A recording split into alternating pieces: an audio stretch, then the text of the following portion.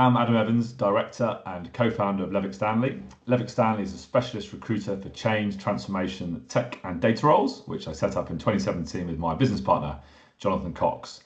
In this series, I'll be talking to senior leaders from a variety of industries to understand more about their careers and their achievements, things they've learnt the hard way and what they think the future looks like for our sector. Today, I'm joined by Sam Welch, Chief Revenue Officer at TransUnion. With over 22 years experience expanding accountancy, corporate strategy and commercial leadership, Sam has worked with some of the world's largest financial institutions, and today he leads TransUnion's commercial strategy.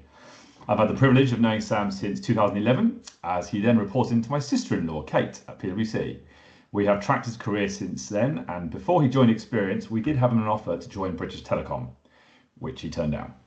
At last year's CRO Summit, Sam spoke about building and retaining high-performing A teams and the importance of treating talent management with the same rigour as financial capital.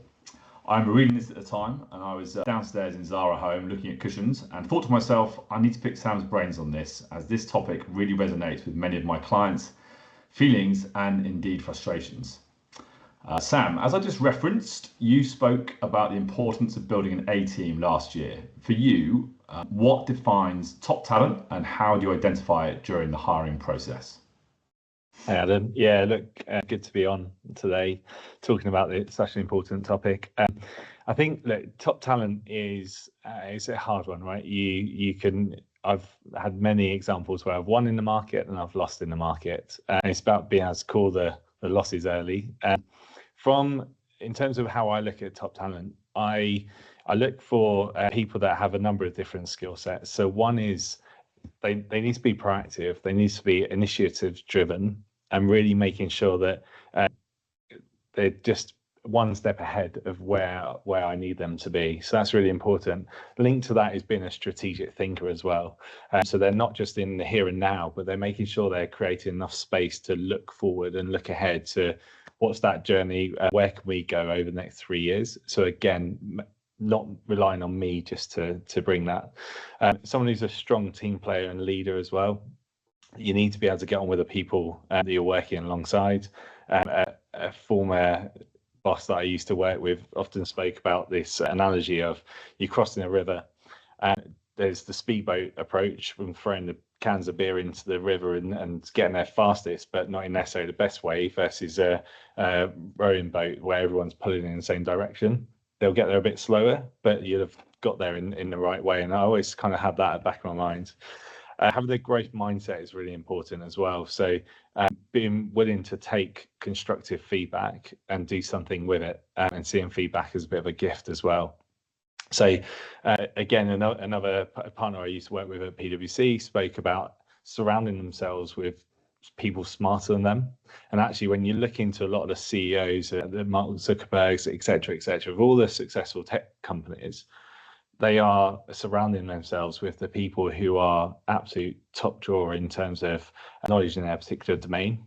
And by doing that, obviously, by default, you grow as a person, you learn from them, and it's two-way, but actually the end results are pretty profound. Yeah, absolutely. So you talk about teamwork and pulling in the same direction. I think you've mentioned attitude as well before, and how you value attitude, and you talk about that sort of proactivity. So how do you look for attitude, I suppose, during the hiring process? And then, how do you sort of keep it fair, if that makes sense, around the attitude side of things?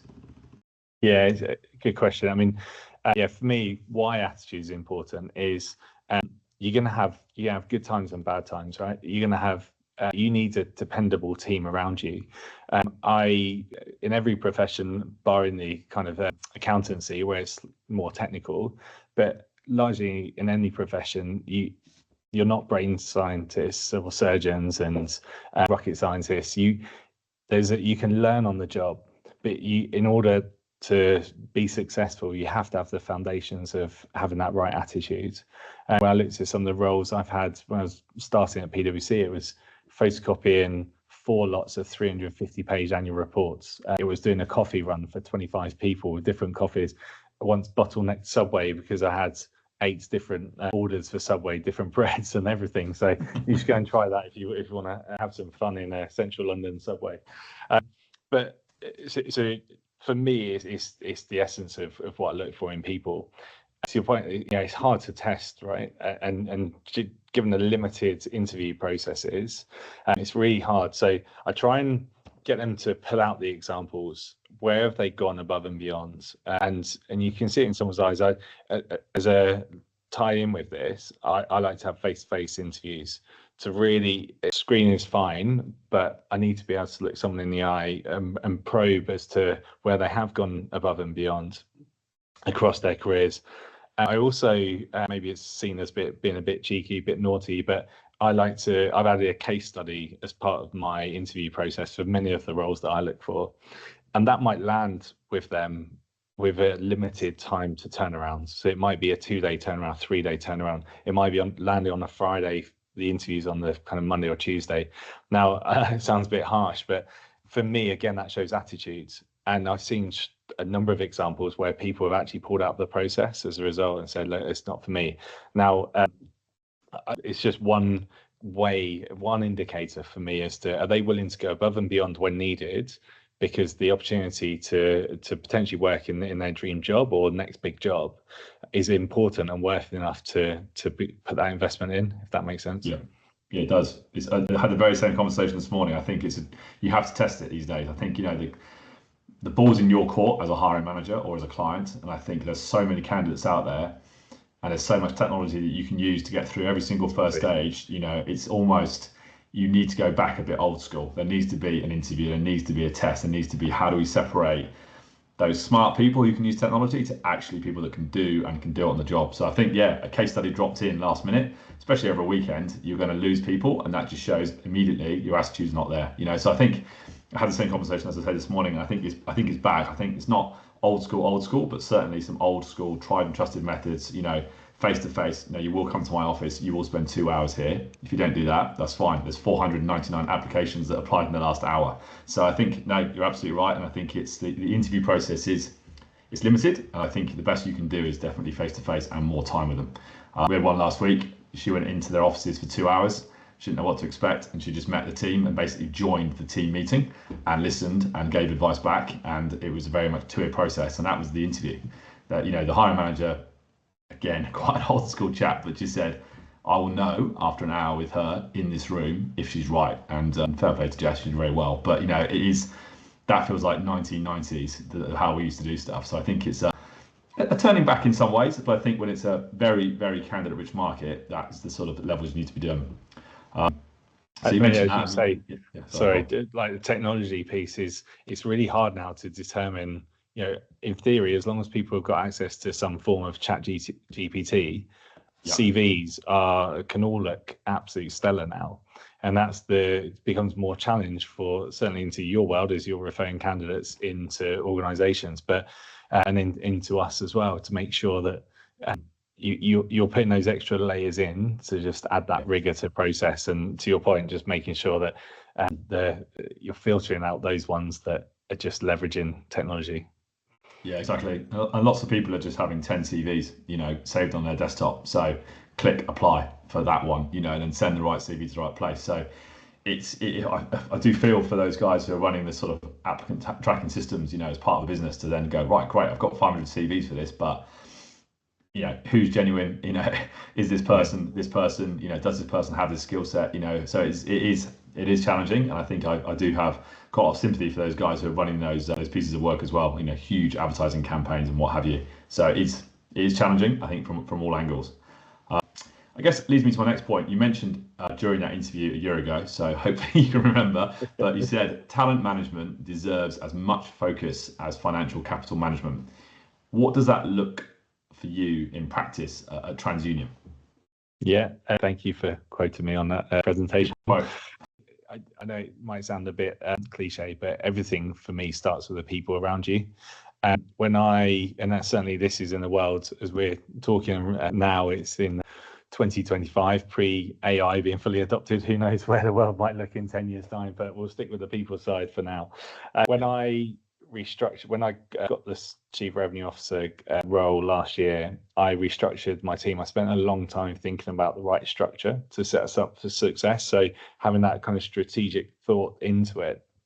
I think too often people rush into trying to get bums on seats and just getting that structure. So for me, it was a lot of considered thought that meant that we can scale, and it's not adding new heads all the time because we've got that efficiency and effectiveness in the team.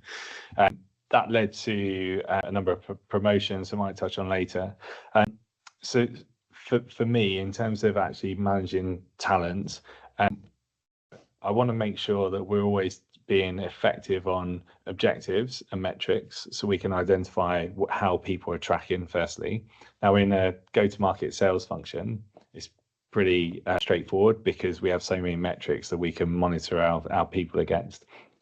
I think it gets harder into some of the other areas of organizations. I think that's where that whole objective setting, making sure they're smart objectives, tracking constantly, managers, there's a lot on the managers to make sure that they're having those what we call radical candid conversations and being super honest with people. So, and that's two ways. It all stems back to performance management. There's two paths as I see it. There's the identifying top talent, and then there's the kind of managing down towards the bottom left-hand side. We do a 9-box grid at TransUnion. There's one thing identifying top talent, but I've seen in the past we not very good at then putting action plans around those people. So one, even telling them that they're top talent, that goes on a long way as well. If they're thinking about looking at other organizations, being able to communicate and say, like, you are recognized as one of our top talent, and then having that plan in place. And that's two-way, right? So it's, in my mind, it's not everyone's career should be owned by themselves. Their managers and their coaches and all that should help facilitate and grow them, but ultimately the individual has to be very clear about the direction of travel. That might not always be obvious. When I first started out my career, I didn't know exactly where I wanted to go. I knew that having a chartered accountancy qualification under my belt is never going to be a bad thing. It always kind of sets you up for a strong path, hopefully. But then it was only doing that I meandered in and had clarity on where I want to get to in my career. But people need help. People need a coach. So I always make sure that the people in our top right of the 9-box grid have a coach, have a personal development plan, and that's actively monitored. Now, can we throw everyone on MBA courses at 20, 50 grand? No, but we can be resourceful with what we've got. And we're being a global organization. We've got a number of global training programs, coaches, etc., that we've put people on, leadership programs, and a number of my leaders have been on, which is great. So there's the managing the top talent, and then identifying who the bottom associates are, so to speak, and making sure that one, they are my intent, and I think I speak for a number of managers and leaders around businesses, is to try and keep these people, and because it might be that they're going through something at home, or they're potentially in the wrong role, that they'd be better suited into a different role, or sometimes it's just not for them, and they might be in a role where what worked over the last 5-10 years, where the respective companies are going now, isn't right for them, and that gap is too big. And that's where honest conversations, back to radical candor point, honest conversations need to be had, because you're doing them a disservice and you're doing the business a disservice.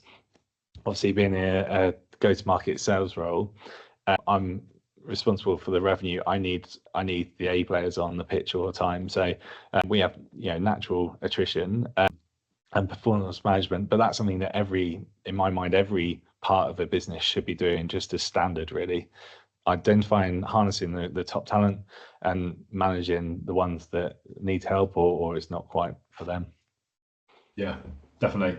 It's really interesting to talk about that career coach side of things, isn't it? Because I think a lot, if it comes from you, it sounds like teaching and direction and pointing, but to bring in a sort of either third party or someone else from another part of the business to actually coach and listen and facilitate, I think that's absolutely key. I think, makes a lot of sense, even in our business, ourselves, it's Jonathan and I, but actually to have some external people coming in and doing training and helping and facilitating would make sense. So it's been on my list, should we say, for a year or two, but I think, even hearing you say it makes me think, right, I know exactly where I want to go. I need to go and speak to this guy and get that done. How do you keep them all engaged and motivated? Particularly you're talking about your top tier, your guys in the top right box, they're going to be Yeah. sought after by all your competition. They're going to be known through the industry. They're going to be probably daily messages from various others, asking for them, are you ready to move yet, et cetera, et cetera. How do you keep those guys in particular, your top guys on the pitch? How do you keep them engaged and motivated and developed for longer term? Yeah. And it's a constant challenge, I think, especially in sales can be a bit transient in terms of the nature of it. I think I even saw the average chief revenue officer tenure is 18 to 24 months. So it's a constant battle. I think for me, I was really clear when I came in 18 months ago on where the vision and where my vision and strategic goals are. And to be able to try and excite, because I genuinely believe we've got a path to achieving that. And that's a really exciting journey. So I think people are bought in, and this feedback I've had anyway, people have bought into the journey that we're going on. If I bring it back to TransUnion, having that clarity is crystal clear. I think having being an authentic leader is important as well. So I like to feel that with my team, I'm super honest with them in the good times and the bad times, but clarity of message and reasons for making decisions is really important, because again, bringing it back to us, but this will resonate, I'm sure, with many companies. There's a finite pot of investment. I would love to be able to, again, back to the MBA point, I'd love to be able to say, right, everyone's got their own personal development fund of £20,000, go off and do what you will, but that's not reality. So being clear on priorities, but then articulating why we're doing stuff and why we're not doing certain investments is really, really important. And then it's having that tailored plan that we're kind of just talking to, really making sure. So I've taken a few more junior people to quite senior meetings with our international folk. That's one, good exposure for them. Two, it gives them a sense and insight into my day-to-day work and how the implications of what they do has an impact up the chains. So giving them exposure to more senior people, I think is really important, so they can kind of visualize themselves up the chain if they want to go down that route. I also established a champions framework 18 months ago. So we have, like any organization, we've got initiatives coming out of our ears. And whilst I might have the kind of say on all of them, I need people actually helping doing the doing and really owning. So we had like 20 champion roles. People would take on associate feedback or net promoter score or new products we're launching, and that was their pet project to go and really own and drive and that peer-to-peer accountability that I'm trying to drive into my team as well. So not everything should come to me. There should be leadership. My sales leaders need to kind of talk with one another and iron things out and talk to other parts of the business. So to that champion framework, and then there's an award at our end of year sales conference for the best, and that was all voted by themselves. It was all a democratic vote. So that behaviourally, sorry, did I win? That one? I presented. So I stayed. Vote for me, otherwise, yeah.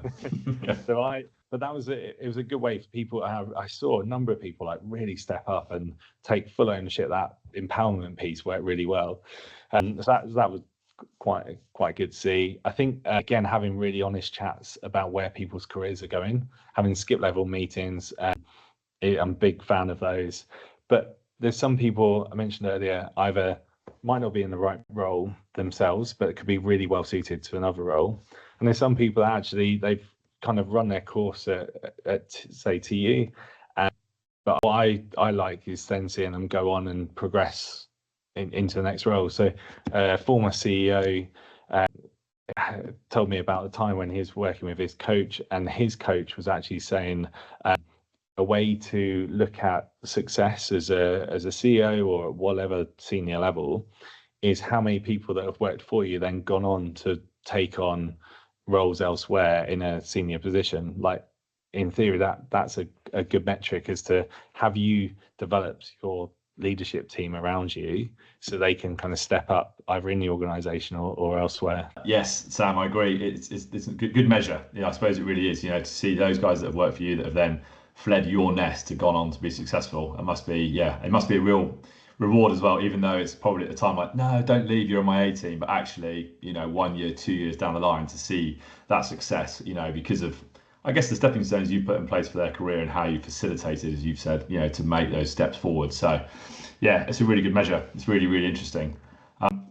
I guess finally, and a bit more back to you, you started, as you mentioned, in accountancy, and you did audit, the really glamorous side of finance, and you did the subway run. I mean, I'd like to have seen that myself, you doing 27 subways. And that's the case study right there. Anyone that's an interview, this is your order, go and succeed, outside of Hayes Galleria. But so you started in accountancy strategy, and obviously you've moved into senior commercial leadership. You've talked about that. But what advice would you give to people who are taking that route? Because I think a lot of people, not a lot of people, but a lot of bright sparks do go, away to university, they're good at mathematics, don't really know what to do, and do go into the classic Big Four route and do finance. And then, it is a really strong qualification. I think in our world, a lot of change transformation people that now do finance transformation as program management as their specialism, they started out in finance and audit.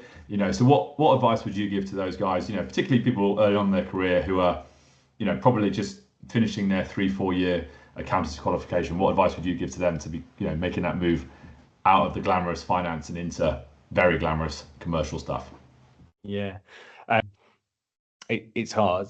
So I realized when we moved to Australia, so I was about 6 years into my PwC career, I realized that I didn't want to be in the kind of audit world much longer. So that was a conscious decision I made, and then moved. And this is the kind of advice I try and give people is understand what the rest of your business does. So if you're in the Big Four, taking that as an example, they've got so many avenues of consulting, advisory services, all that kind of stuff. And spend the time talking and networking and going around the business and being really religious about carving out, say, half a day a week or whatever that may be, and really network, and in the right way, not fake networking, but really try and understand what people are doing and what the different teams are. I did that with the strategy consulting team, and actually it really excited me. So just being able to think differently, I learned a hell of a lot. And I was working with McKinsey, Bain, BCG guys that have come into strategy consulting. Now, these guys have got phenomenal minds, and they also have a phenomenal way of showing it in PowerPoint. I mean, PowerPoint is an art. And candidly, I came in at senior manager level. I struggled for the first 6-9 months. That was a big step change from being, Excel-based kind of audit Word documents to thinking differently about a company and a client, and thinking how you can really help them solve a strategic problem, not just looking back at their numbers and make sure they're right for the previous financial reporting period. That was hard. I had to put in a lot of hard yards and got a lot of coaching from people around me. But I wouldn't have been able to make that move if I was applying for a strategy consulting role elsewhere. Chances are now, because I was a bit further along in my career. Now, if you're doing that maybe 1, 2, 3 years in, you might be okay. But I was kind of, by that point, 7 years into my career, I didn't want to go all the way down to the start of the ladder again. So really try and do it. Look inside the companies you're working for and try and make those moves internally. So I think mine started off as a secondment and that became permanent. I think no one had really ever done audit to strategy before. So it was a bold and brave move looking back, but I'm of that Richard Branson mindset of say yes and figure it out later. So there's a lot of figuring out to be done, but that kind of level of rigor on strategic thinking has set me up in such good steads into later roles. And then the strategy to commercial move was an interesting one actually, because that's where the strategic accounts program we had at TransUnion, the big accounts that we were trying to make some material share shifts moves, it wasn't working to where a former CEO wanted it to. So that was a conversation of, will you come off the exec as the strategy and planning leader within a year of being that role to take on a team and to really try and make some change and to drive this strategic thinking and the revenue story there. That was a really again, quite a bold move looking back. And then from there went into banking, into the CRO role. Being bold and brave, I think, is really essential as well. And know that you're going into uncharted territory. But when you look at all the CEOs, successful companies, all those, where the individuals have gone out of the norm, out of their comfort zone, and that's where you learn, and it's gritty and it's hard, and you're going to make mistakes along the way. But I think being authentic as a leader and being honest where you are making mistakes and you don't have all the answers, but you want to learn from everyone around you, I think that helped me, stood me in good stead. So yeah, in summary, network and be brave. Thank you, Sam. That's really, really great. I really love speaking to you today, and it's been great. I know we've been talking about this for a while, so to get it done has been fantastic. And yeah, we will release snippets of this video interview on LinkedIn and then the whole thing on our YouTube channel. So keep your eyes out. Brilliant. Thanks for having me. No worries. See you soon. Thank you.